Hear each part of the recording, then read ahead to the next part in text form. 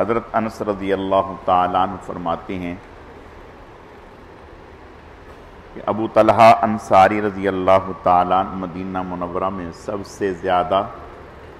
اور سب سے بڑے باغ والے تھے۔ ان کا ایک باغ تھا جس کا نام بیرہا تھا، وہ ان کو بہت ہی زیادہ محبوب تھا۔ مسجد نبوی کے قریب تھا، پانی بھی اس میں نہایت شیریں اور افراد سے تھا۔ حضور صلی اللہ علیہ وسلم بھی اکثر اس باغ میں تشریف لے جاتے اور اس کا پانی نوش فرماتے۔ جب قرآن شریف کی آیت لن تنالوا البر حتی تنفقوا مما تحبون، تم نیکی کے کامل درجے کو نہیں پہنچ سکتے جب تک کہ ایسی چیزوں سے خرچ نہ کرو گے جو تم کو پسند ہیں، نازل ہوئیں، تو حضرت ابو طلحہ رضی اللہ تعالیٰ عنہ حضور صلی اللہ علیہ وسلم کی خدمت میں حاضر ہوئے اور عرض کیا کہ مجھے اپنا باغ بیرہا سب سے زیادہ محبوب ہے، اور اللہ تعالیٰ کا ارشاد ہے کہ محبوب مال اللہ کے راستے میں خرچ کرو، اس لیے وہ اللہ کے راستے میں دیتا ہوں، آپ جیسا مناسب سمجھیں اس کے موافق اس کو خرچ فرما دیں۔ حضور صلی اللہ علیہ وسلم نے بہت زیادہ مسرت کا اظہار فرمایا اور فرمایا کہ بہت ہی عمدہ مال ہے، میں یہ مناسب سمجھتا ہوں کہ اس کو اپنے اہل قرابت میں تقسیم کر دو۔ ابو طلحہ رضی اللہ تعالیٰ عنہ نے اس کو اپنے رشتہ داروں میں تقسیم فرما دیا۔ فائدہ ہم بھی اپنا کوئی محبوب ترین مال جائیداد کوئی ایک آدھ واز سن کر، قرآن پاک کی کوئی ایک آیت پڑھ کر یہ سن کر اس طرح بے دھڑک خیرات کر دیتے ہیں۔ اگر وقف وغیرہ کرنے کا خیال بھی آتا ہے تو زندگی سے مایوس ہو جانے کے بعد یا وارثوں سے خفا ہو کر ان کو محروم کرنے کی نیت سے، اور برس کے برس اس سوچ میں لگا دیتے ہیں کہ کوئی صورت ایسی پیدا ہو جائے کہ میری زندگی میں تو میرے ہی کام آوے، بعد میں جو ہو وہ ہوتا رہے۔ ہاں، نام و نمود کی کوئی چیز ہو، بیاہ شادی کی تقریب ہو تو سودی قرض سے بھی انکار نہیں۔ اللہ تعالیٰ ایسا جذبہ، ایسی ایمانی کیفیت ہم سب کو نصیب فرمائے۔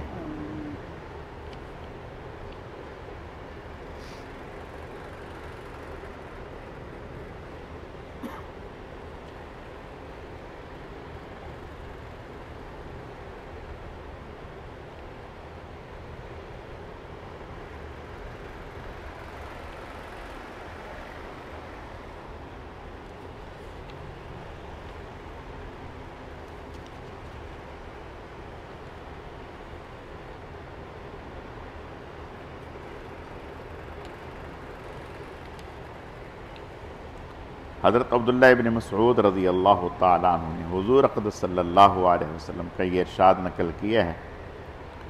کہ جو آدمی ایک حرف کتاب اللہ کا پڑھے اس کے لیے اس حرف کے عوض ایک نیکی ہے، اور ایک نیکی کا اجر 10 نیکی کے برابر ملتا ہے۔ میں یہ نہیں کہتا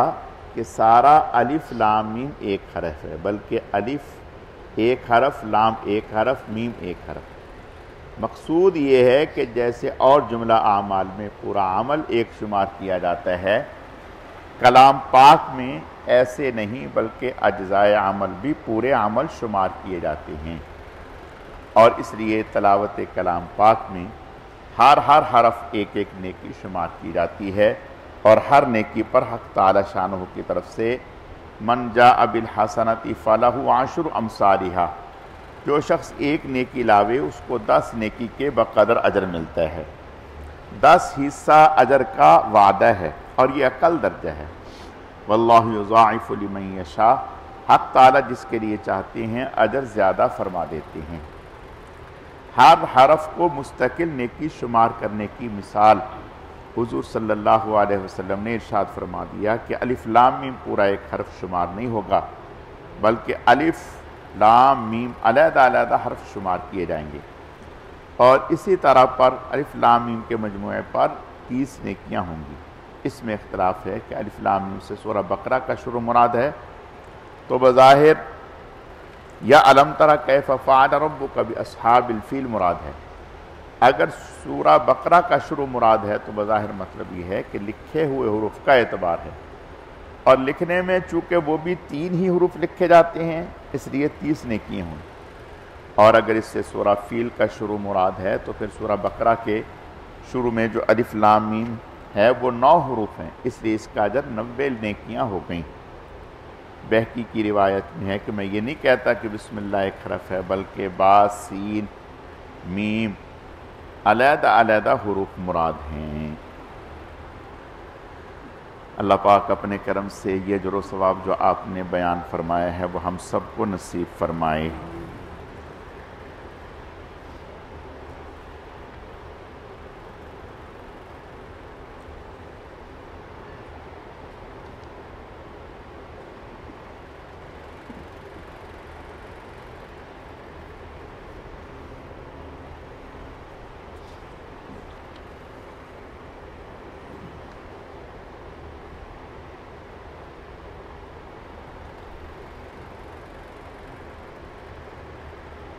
حضور صلی اللہ علیہ وسلم کا ارشاد ہے کہ حق تعالی شانہ نے یہ فرمایا کہ میں نے تمہاری امت پر 5 نمازیں فرض کیں، اور اس کا میں نے اپنے لیے عہد کر لیا کہ جو شخص ان 5 نمازوں کو ان کے وقت پر ادا کرنے کا اہتمام کرے اس کو اپنی ذمہ داری پر جنت میں داخل کروں گا، اور جو ان نمازوں کا اہتمام نہ کرے تو مجھ پر اس کی کوئی ذمہ داری نہیں۔ فائدہ، ایک دوسری حدیث میں یہ مضمون اور وضاحت سے آیا ہے کہ حق تعالی شانہ نے 5 نمازیں فرض فرمائی ہیں، جو شخص ان میں لاپرواہی سے کسی قسم کی کوتاہی نہ کرے، اچھی طرح وضو کرے اور وقت پر ادا کرے، خشوع و خضوع سے پڑھے، حق تعالی شانہ کا عہد ہے کہ اس کو جنت میں ضرور داخل فرمائیں گے، اور جو شخص ایسا نہ کرے اللہ تعالیٰ کا کوئی عہد اس سے نہیں، چاہے اس کی مغفرت فرمائیں چاہے عذاب کی۔ کتنی بڑی فضیلت ہے نماز کی کہ اس کے اہتمام سے اللہ کے عہد میں اور ذمہ داری میں آدمی داخل ہو جاتا ہے۔ ہم دیکھتے ہیں کوئی معمولی سا حاکم یا دولت مند کسی شخص کو اطمینان دلا دے، یہ کسی مطالبے کا ذمہ دار ہو جائے یا کسی قسم کی ضمانت کر لے تو وہ کتنا مطمئن خوش ہوتا ہے، اور اس حاکم کا کس قدر احسان مند اور گرویدہ بن جاتا ہے۔ یہاں ایک معمولی عبادت پر جس میں کچھ مشقت بھی نہیں، مالک الملک 2 جہاں کا بادشاہ عہد کرتا ہے، پھر بھی لوگ اس چیز سے غفلت اور لاپرواہی کرتے ہیں۔ اس میں کسی کا کیا نقصان ہے؟ اپنی ہی کم نصیبی اور اپنا ہی ضرر ہے۔ اللہ پاک اپنی رحمت سے ہمیں نمازوں کا اہتمام کرنے کی توفیق نصیب فرمائے۔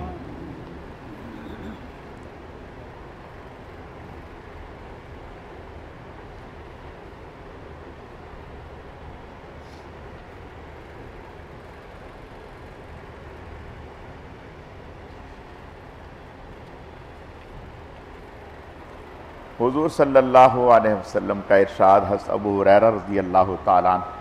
نقل کرتے ہیں کہ 7 آدمی ہیں کہ ان کو اللہ جل شانہ اپنی رحمت کے سائے میں ایسے دن جگہ عطا فرمائے گا جس دن اس کے سایہ کے علاوہ کوئی سایہ نہ ہوگا۔ ایک عادل بادشاہ، دوسرے وہ جوان جو جوانی میں اللہ کی عبادت کرتا ہو، تیسرے وہ شخص جس کا دل مسجد میں اٹک رہا ہو، چوتھے وہ 2 شخص جن میں اللہ ہی کے واسطے محبت ہو، اسی پر ان کا اجتماع ہو، اسی پر جدائی، پانچویں وہ شخص جس کو کوئی حسین شریف عورت اپنی طرف متوجہ کرے اور وہ کہہ دے کہ مجھے اللہ کا ڈر مانے ہے، چھٹے وہ شخص جو ایسے مخفی طریق سے صدقہ کرے کہ دوسرے ہاتھ کو بھی خبر نہ ہو، ساتویں وہ شخص جو اللہ کا ذکر تنہائی میں کرے اور آنسو بہنے لگیں۔ فائدہ، آنسو بہنے کا مطلب یہ بھی ہو سکتا ہے کہ دیدہ و دانستہ اپنے معاصی اور گناہوں کو یاد کر کے رونے لگے، اور دوسرا مطلب یہ بھی ہو سکتا ہے کہ غلبہ شوق میں بے اختیار آنکھوں سے آنسو نکلنے لگیں۔ باروایت ثابت بنانی رحمہ اللہ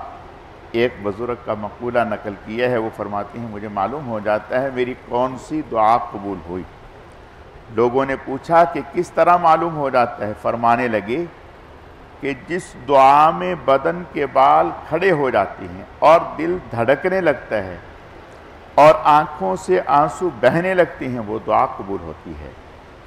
ان 7 آدمیوں میں جن کا ذکر حدیث پاک میں وارد ہوا ہے، ایک وہ شخص بھی ہے جو اللہ کا ذکر تنہائی میں کرے اور رونے لگے۔ اس شخص میں 2 خوبیاں جمع ہیں اور دونوں اعلیٰ درجے کی ہیں۔ ایک اخلاص کے تنہائی میں اللہ کی یاد میں مشغول ہوا، دوسرا اللہ کا خوف یا شوق کے دونوں میں رونا آتا ہے، اور دونوں کمال ہیں۔ ہمارا کام ہے راتوں کو رونا یاد دلبر میں، ہماری نیند ہے محو خیال یار ہو جانا۔ حدیث کے الفاظ ہیں رجل ذکر اللہ خالیہ، ایک وہ آدمی جو اللہ کا ذکر کرے اس حال میں کہ خالی ہو۔ صوفیہ نے لکھا ہے خالی ہونے کے 2 مطلب ہیں، ایک یہ کہ آدمیوں سے خالی ہو جس کے معنی تنہائی کے ہیں، یہ عام مطلب ہے۔ دوسرا یہ کہ دل اغیار سے خالی ہو، وہ فرماتے ہیں کہ اصل خلوت یہی ہے، اس لیے کہ اکمل درجہ تو یہ ہے کہ دونوں خلوتیں حاصل ہوں، لیکن اگر کوئی شخص مجمع میں ہو اور دل غیروں سے بالکل خالی ہو اور ایسے وقت اللہ کے ذکر سے کوئی شخص رونے لگے تو وہ بھی اس میں داخل ہے کہ مجمع ہونا نہ ہونا اس کے حق میں برابر ہے۔ جب اس کا دل مجمع تو درکنار غیر اللہ کے التفات سے بھی خالی ہے تو اس کو مجمع کیا مضر ہو سکتا ہے؟ اللہ کی یاد میں یا اس کے خوف سے رونا بڑی ہی دولت ہے۔ خوش نصیب ہے وہ شخص جس کو حق تعالی شانہ میسر فرما دیں۔ ایک حدیث میں آیا ہے کہ جو شخص اللہ کے خوف سے روئے وہ اس وقت تک جہنم میں نہیں جا سکتا کہ جب تک کہ دودھ تھنوں میں واپس جائے، اور ظاہر ہے کہ یہ ناممکن ہے، بس ایسے ہی اس کا جہنم میں جانا بھی ناممکن ہے۔ اور ایک حدیث میں آیا ہے کہ جو شخص اللہ کے خوف سے روئے حتیٰ کہ اس کے آنسوؤں میں سے کچھ زمین پر ٹپک جائیں تو اس کو قیامت کے دن عذاب نہیں ہوگا۔ ایک حدیث میں آیا ہے کہ 2 آنکھوں پر جہنم کی آگ حرام ہے، ایک وہ آنکھ جو اللہ کے خوف سے روتی ہو، اور دوسری وہ جو اسلام کی اور مسلمانوں کی کفار سے حفاظت کرنے میں جاگی ہو۔ ایک اور حدیث میں ہے کہ جو آنکھ اللہ کے خوف سے روئی ہو اس پر جہنم کی آگ حرام ہے، اور جو آنکھ اللہ کی راہ میں جاگی ہو اس پر بھی جہنم کی آگ حرام ہے، اور جو آنکھ ناجائز مثلا نامحرم وغیرہ پر پڑنے سے رک گئی ہو اس پر بھی جہنم کی آگ حرام ہے، اور جو آنکھ اللہ کی راہ میں ضائع ہو گئی ہو اس پر بھی جہنم کی آگ حرام ہے۔ ایک حدیث میں آیا ہے کہ جو شخص تنہائی میں اللہ کا ذکر کرنے والا ہو وہ ایسا ہے جیسے اکیلا کفار کے مقابلے میں چل دیا ہو۔ سبحان اللہ۔ اللہ تعالیٰ اپنے کرم سے ہمیں ذکر کا شوق اور ذکر کی لذت اور حلاوت نصیب فرمائیں، اور تنہائی میں مجالس میں جہاں اللہ تعالیٰ موقع عطا فرمائیں ہمیں اللہ تعالیٰ اپنی ذات عالی کا ذکر کرنے کی توفیق نصیب فرمائیں۔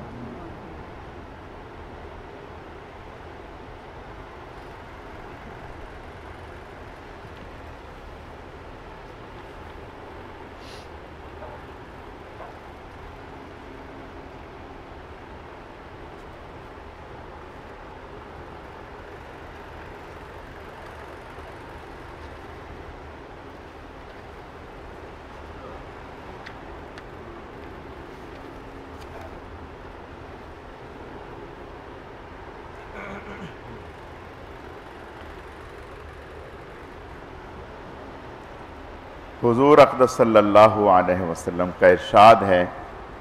کہ جس کے سامنے میرا تذکرہ آ جاوے اس کو چاہیے کہ مجھ پر درود بھیجے،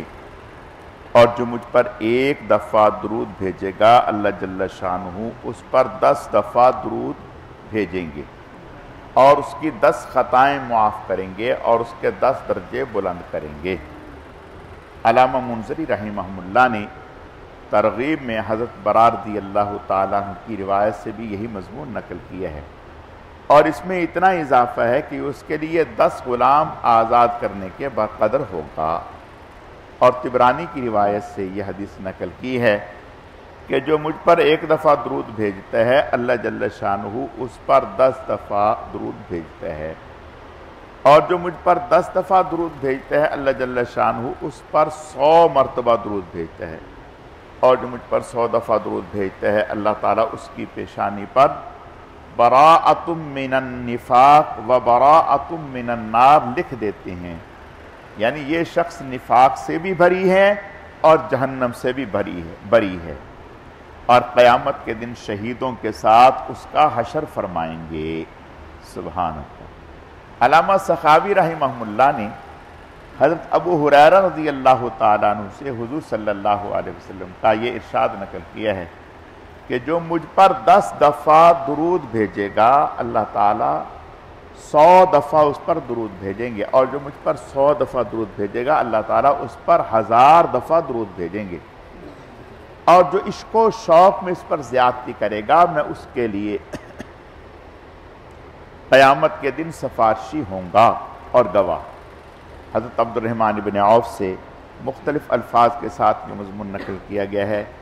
کہ ہم 4-5 آدمیوں میں سے کوئی نہ کوئی شخص حضور اقدس صلی اللہ علیہ وسلم کے ساتھ رہتا تھا، تاکہ کوئی ضرورت اگر حضور صلی اللہ علیہ وسلم کو پیش آئے تو اس کی تعمیل کی جائے۔ ایک دفعہ حضور اقدس صلی اللہ علیہ وسلم کسی باغ میں تشریف لے گئے، میں بھی پیچھے پیچھے حاضر ہو گیا۔ حضور اقدس صلی اللہ علیہ وسلم نے وہاں جا کر نماز پڑھی اور اتنا طویل سجدہ کیا کہ مجھے یہ ڈر ہوا کہ حضور اقدس صلی اللہ علیہ وسلم کی روح پرواز کر گئی۔ میں اس تصور سے رونے لگا۔ حضور صلی اللہ علیہ وسلم کے قریب جا کر حضور کو دیکھا۔ حضور صلی اللہ علیہ وسلم نے سجدہ سے فارغ ہو کر دریافت فرمایا، عبد الرحمن کیا بات ہے؟ میں نے عرض کیا، یا رسول اللہ صلی اللہ علیہ وسلم، آپ نے اتنا طویل سجدہ کیا کہ مجھے اندیشہ ہوا کہ کہیں خدا نہ خواستہ آپ کی روح تو پرواز نہیں کر گئی۔ حضور اقدس صلی اللہ علیہ وسلم نے ارشاد فرمایا، اللہ جل شانہ نے میری امت کے بارے میں مجھ پر ایک انعام فرمایا ہے، اس کے شکرانے میں اتنا طویل سجدہ کیا۔ وہ انعام یہ ہے کہ اللہ جل شانہ نے یوں فرمایا کہ جو مجھ پر ایک دفعہ درود بھیجے اللہ جل شانہ اس کے لیے 10 نیکیاں لکھیں گے اور 10 گناہ معاف فرمائیں گے۔ ایک روایت میں اسی قصے میں ہے کہ حضور اقدس صلی اللہ علیہ وسلم نے دریافت فرمایا، عبد الرحمن کیا بات ہے؟ میں نے اپنا اندیشہ ظاہر کیا۔ حضور صلی اللہ علیہ وسلم نے ارشاد فرمایا، ابھی جبرائیل میرے پاس آئے تھے اور مجھ سے یوں کہا، کیا تمہیں اس سے خوشی نہیں ہوگی کہ اللہ جل شانہ نے یہ ارشاد فرمایا ہے جو تم پر درود بھیجے گا میں اس پر درود بھیجوں گا، سبحان اللہ، اور جو تم پر سلام بھیجے گا میں اس پر سلام بھیجوں گا۔ علامہ سخاوی رحمہ اللہ نے حضرت عمر رضی اللہ تعالیٰ عنہ سے بھی اسی قسم کا مضمون نقل کیا ہے۔ حضرت ابو طلحہ انصاری رضی اللہ تعالیٰ عنہ کہتے ہیں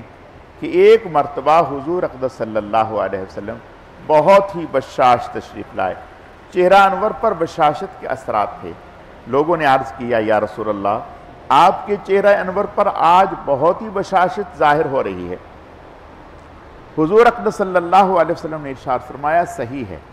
میرے پاس میرے رب کا پیام آیا ہے جس میں اللہ جل شانہ نے یوں فرمایا ہے کہ تیری امت میں سے جو شخص ایک دفعہ درود بھیجے گا اللہ جل شانہ اس کے لیے 10 نیکیاں لکھے گا اور 10 سیئات اس کی مٹائیں گے اور 10 درجے اس کے بلند کریں گے۔ ایک روایت میں اس قصہ میں ہے کہ تیری امت میں سے جو شخص ایک دفعہ درود بھیجے گا میں اس پر 10 دفعہ درود بھیجوں گا، اور جو مجھ پر ایک دفعہ سلام بھیجے گا میں اس پر 10 دفعہ سلام بھیجوں گا۔ اور ایک اور روایت میں اسی قصہ میں ہے کہ ایک دن نبی کریم صلی اللہ علیہ وسلم کا چہرہ انور بشاشت سے بہت ہی چمک رہا تھا اور خوشی کے انوار چہرہ انور پر بہت ہی محسوس ہو رہے تھے۔ صحابہ نے عرض کیا، یا رسول اللہ صلی اللہ علیہ وسلم، جتنی خوشی آج چہرہ انور پر محسوس ہو رہی ہے اتنی تو پہلے محسوس نہیں ہوئی تھی۔ حضور صلی اللہ علیہ وسلم نے فرمایا، مجھے کیوں نہ خوشی ہو، ابھی جبرائیل میرے پاس سے گئے ہیں اور وہ یوں کہتے تھے کہ آپ کی امت میں سے جو شخص ایک دفعہ بھی درود پڑے گا اللہ جل شانہ اس کی وجہ سے 10 نیکیاں اس کے نام اعمال میں لکھیں گے، 10 گناہ معاف فرمائیں گے، 10 درجے بلند فرمائیں گے۔ اور ایک فرشتہ اس سے وہی کہے گا جو اس نے کہا۔ حضور صلی اللہ علیہ وسلم فرماتے ہیں میں نے جبرائیل سے پوچھا یہ فرشتہ کیسا؟ تو جبرائیل نے کہا کہ اللہ جل شانہ نے ایک فرشتے کو قیامت تک کے لیے مقرر کر دیا جو آپ پر درود بھیجے وہ اس کے لیے وَأَنْتَ صَلَّى اللَّهُ عَلَيْكَ کی دعا کرے۔ سبحان اللہ۔